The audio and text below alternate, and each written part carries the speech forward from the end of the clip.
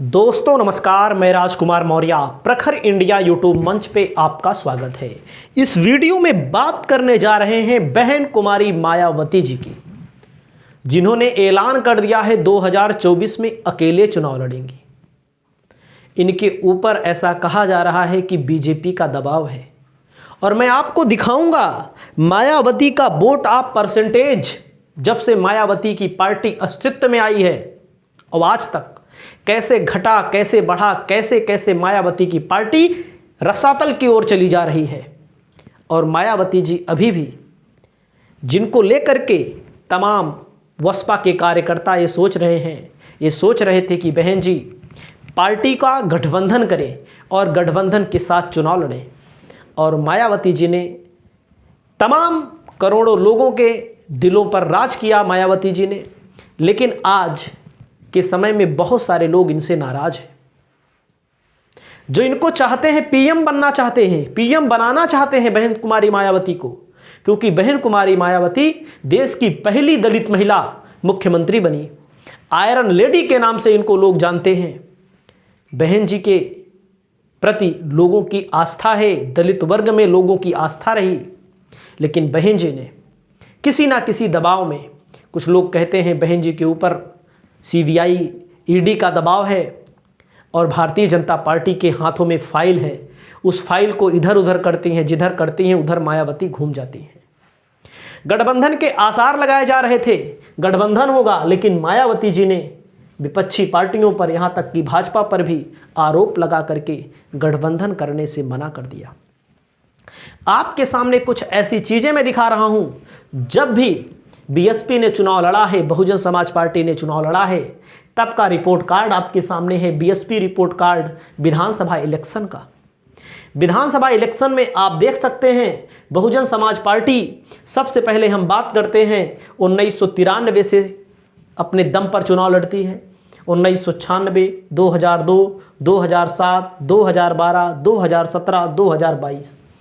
कैसे एक समय था जब पहली बार चुनाव लड़ती हैं एक तरह से बीएसपी पार्टी के तौर पर, तो 67 सीटें आती हैं और इनको वोट ऑफ परसेंटेज मिलता है। 1993 की मैं बात कर रहा हूं, 11.2%।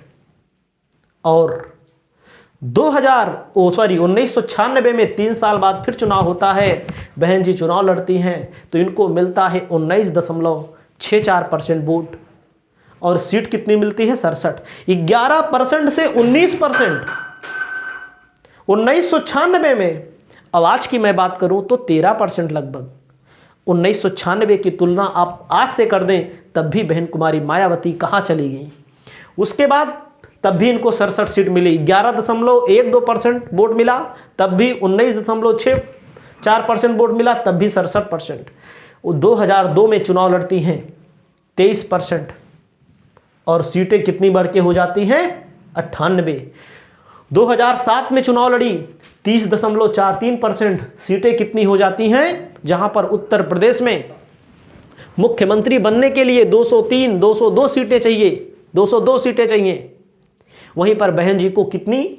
206। पूर्णकालिक 5 साल के लिए मुख्यमंत्री अपने दम पर, अपने मेहनत पर, अपने लगन पर, अपने काम के जरिए। और इन्होंने बताया एक चीज़ और, हमें अपर कास्ट का वोट नहीं मिलता है, उच्च वर्ग के लोगों का वोट नहीं मिलता है।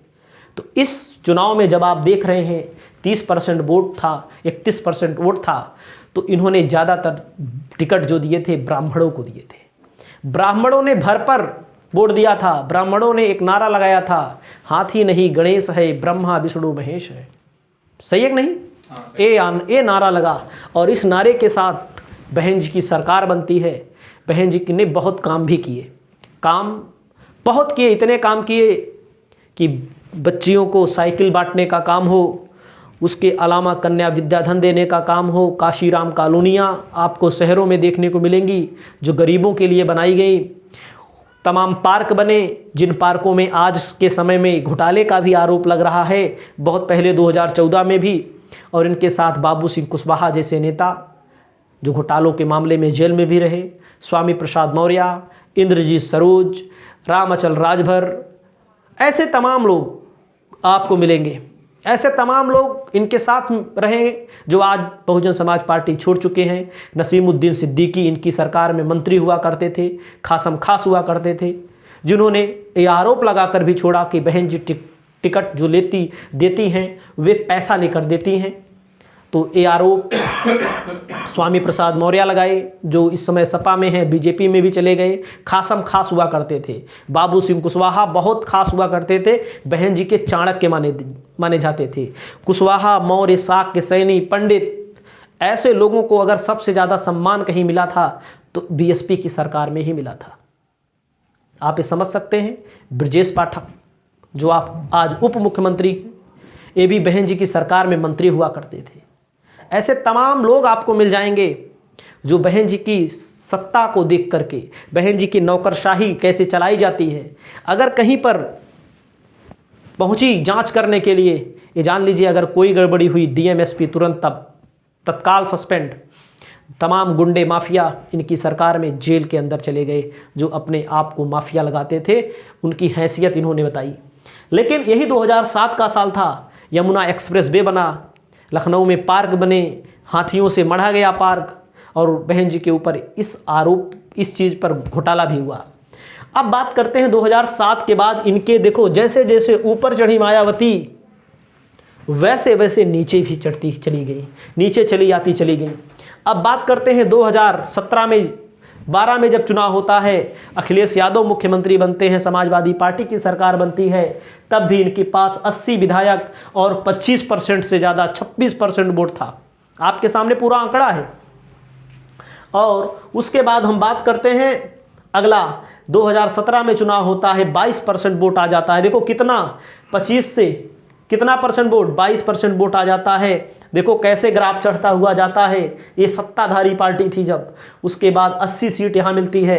80 सीट के बाद जब 17 में चुनाव होता है तो 17 में 19 विधानसभा सीटें मिलती हैं इनको।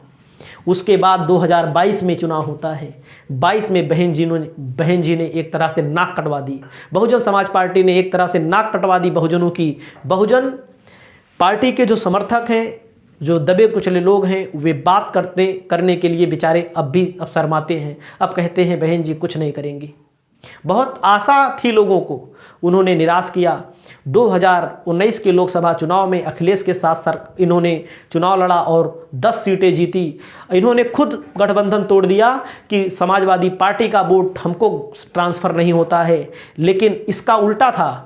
समाजवादी का तो बीएसपी को वोट मिल गया, लेकिन बीएसपी का वोट वास्तव में समाजवादी पार्टी को ट्रांसफ़र नहीं हुआ, क्योंकि इसके कुछ सबूत हैं। जो यादव परिवार, जो मुलायम का परिवार कन्नौज जीत जाता था आसानी के साथ, वो चुनाव हार गई डिम्पल यादव, मुख्यमंत्री, पूर्व मुख्यमंत्री अखिलेश यादव की पत्नी, लगभग 12,000 वोट से। जो बदायूं की लोकसभा सीट धर्मेंद्र यादव चुटकियों में जीता करते थे, बदायूं की, वो हार गई लगभग 18,000 वोटों से। वह सीट जो फिरोजाबाद की थी, वह सीट बहन जी के गठबंधन के कारण, या हम कहें शिवपाल सिंह यादव वहाँ लड़ गए थे, वो सीट हार गई। ऐसे तमाम सीटें आपको मैं गिनवा सकता हूँ उंगलियों पर, जहाँ पर समाजवादी पार्टी का कब्जा हुआ करता था। समाजवादी पार्टी 5 सीट जीती। जिसको गेन होना चाहिए उसको घाटा हुआ, ब्लेम इन्होंने ही लगा दिया। और तमाम चीज़ें हैं। बहुजनों का मानना यह है कि बहन जी कभी ना कभी प्रधानमंत्री बनेंगी। जब प्रधानमंत्री ऐसे थोड़ी बना जाता है। अभी भी बहुत सारे लोगों को आशा है कि बहन जी गठबंधन में आएंगी, बहन जी एक बड़ी भूमिका निभाएंगी। लेकिन बहन जी क्या करेंगी इसके बारे में बहन जी ही जाने। अगर कभी कभी ये भी होता है कि नेता अपने बयान के पक्के नहीं होते, कभी कभी रणनीति चेंज करके। अभी भी बहुत सारे लोगों को आशा है कि अभी भी गठबंधन में आ सकते हैं, लेकिन हम ये मानते हैं कि गठबंधन में नहीं आएंगे। तो इस वीडियो के माध्यम से मैंने आपको एकदम सिलसिलेवार बताया, और अगली वीडियो में बहुत सारी जानकारी हम आपको लाते रहेंगे। जय हिंद, जय भारत, नमो बुद्धाय।